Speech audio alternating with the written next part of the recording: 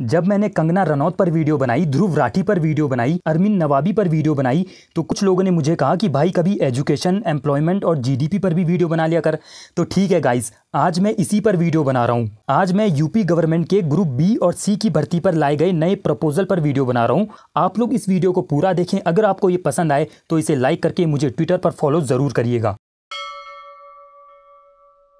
Guys, इस नए प्रस्ताव के मुताबिक यूपी में ग्रुप बी और सी में जो लोग भर्ती होंगे उन्हें पहले 5 साल के लिए संविदा पर रखा जाएगा। संविदा यानी कि कॉन्ट्रैक्ट। हमारे देश में 3 तरह से एग्जाम होते हैं। पहला जो यूनियन पब्लिक सर्विस कमीशन कराता है, दूसरा जो राज्य सरकारों के पब्लिक सर्विस कमीशन कराते हैं, और इन दोनों के अलावा बाकी जितनी भी सरकारी भर्तियां होती हैं वो क्लरिकल जॉब्स के अंडर में आती हैं। ग्रुप बी और सी भी इसी क्लरिकल जॉब्स में आता है। इस नए प्रस्ताव के मुताबिक पहले 5 साल में हर 6 महीने बाद आपका एक इवैल्यूएशन टेस्ट होगा, यानी कि टोटल 10 इवैल्यूएशन टेस्ट होंगे।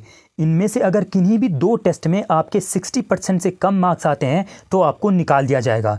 जिसकी परफॉर्मेंस अच्छी होगी उसी को 5 साल बाद परमानेंट किया जाएगा। और इन 5 सालों के दौरान आपको एक्स्ट्रा अलाउंसेस भी नहीं दिए जाएंगे, कम सैलरी दी जाएगी। अब गाइस, सुनने में तो ये प्रस्ताव काफ़ी अच्छा लग रहा है कि इससे जो लोग एक बार सरकारी नौकरी लगने के बाद ज़िंदगी भर अपनी जेब भरते रहते हैं, आम जनता का काम नहीं करते हैं, उनकी फाइलें पास नहीं करते हैं, आपस में ही एक दूसरे के पास घुमाते रहते हैं, उन पर लगाम लगेगी। जो लोग अपने काम के प्रति ईमानदार होंगे, योग्य होंगे, वही सरकारी नौकरी में रहेंगे। लेकिन गाइस, इसके कुछ ड्रॉबैक्स भी हैं।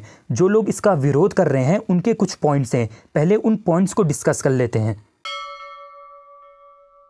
गाइस, जो लोग इसका विरोध कर रहे हैं उनका पहला पॉइंट तो ये है कि इससे करप्शन बढ़ेगा। जो एम्प्लॉय अपने ऑफिसर को रिश्वत दे देगा वो उसे परमानेंट कर देगा, और जो नहीं देगा वो उसे नहीं करेगा। दूसरा पॉइंट इनका ये है कि ये जो 5 साल का पीरियड है ये काफ़ी ज़्यादा है। उत्तर प्रदेश में 25 साल की उम्र में तो किसी की सरकारी नौकरी लगती है, 26 साल की उम्र में ज्वाइनिंग लेटर आता है, 27वें साल में पता चलता है कि रिजल्ट में कोई धांधली हुई है, 28वें साल में मामला कोर्ट में जाता है, और 30 साल की उम्र में कोर्ट का फैसला आता है, 31वें साल में फाइनल लिस्ट निकलती है, और 22वें साल में जाकर तो ज्वाइनिंग होती है।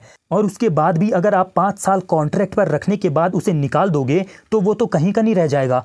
तीसरा पॉइंट जो इनका है वो ये है कि हज़ारों रुपए कोचिंग इंस्टीट्यूशन पर खर्च करने के बाद तो किसी की सरकारी नौकरी लगती है। किसी का बाप बैंक से लोन लेकर बच्चे को कोचिंग कराता है, और इसके बाद भी आप नौकरी लगने के बाद उसे सैलरी पूरी नहीं दोगे, 5 साल तक उसके ऊपर तलवार लटका कर रखोगे, तो इससे उस बच्चे पर अननेसेसरी प्रेशर बिल्डअप होगा और वो वैसे ही अपना काम अच्छे से नहीं कर पाएगा। लेकिन गाइज, इन तीनों पॉइंट्स का गवर्नमेंट के पास भी जवाब है। तो चलिए गवर्नमेंट के जवाब देख लेते हैं। तो गाइस, गवर्नमेंट का कहना है कि जहां तक करप्शन की बात है तो करप्शन को ख़त्म करने के लिए वो काम कर रही है। रिजल्ट्स में जो धांधली होती है वो भी करप्शन की वजह से ही होती है। अगर करप्शन ख़त्म हो जाएगा तो ये धांधली भी नहीं होगी। और जहां तक बात रही सैलरी की, तो पहले 5 साल कम सैलरी देकर पब्लिक फंड पर बोझ कम पड़ेगा, जनता का टैक्स दिया हुआ पैसा बचेगा और इससे जनता की भलाई होगी। गाइज, यहाँ पर मेरा एक सवाल है, इसकी क्या गारंटी है कि परमानेंट होने के बाद भी वो एम्प्लॉय वैसा ही काम करेगा जैसा वो पहले 5 सालों में कर रहा था? अब तक नौकरी लगते ही वो रिश्वत लेने लग जाते थे, अब 5 साल वेट कर लेंगे, उसके बाद रिश्वत ले लेंगे। लेकिन यहाँ पर जो लोग मेरे काउंटर में आर्ग्यूमेंट देंगे वो ये बोलेंगे कि अगर तुम ऐसे ही हर चीज़ में गारंटी मांगने लग जाओगे तो फिर इसका एंड कहाँ पर करोगे? हर चीज़ में बोलोगे कि इसकी क्या गारंटी है, उसकी क्या गारंटी है।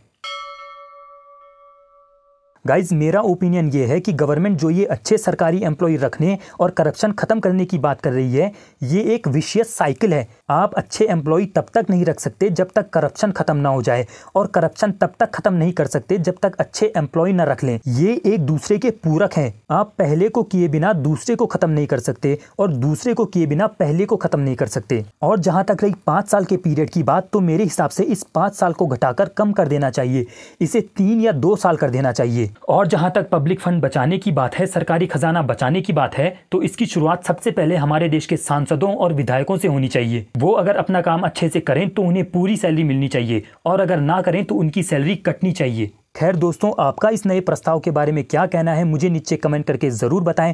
अगर ज़्यादा कमेंट्स आते हैं तो मैं अगली वीडियो में उनका जवाब ज़रूर दूंगा।